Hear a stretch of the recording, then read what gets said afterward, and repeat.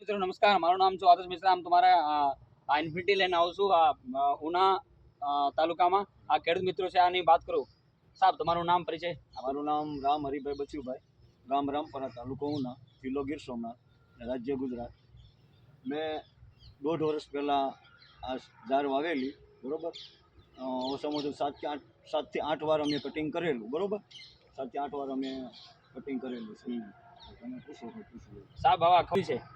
ખવડાવવામાં પણ સારી છે, દૂધનું પ્રમાણ પણ બહુ સારું રહે છે. એનાથી દૂધનું ઘણો બધો ડિફરન્સ પડે છે. બરાબર.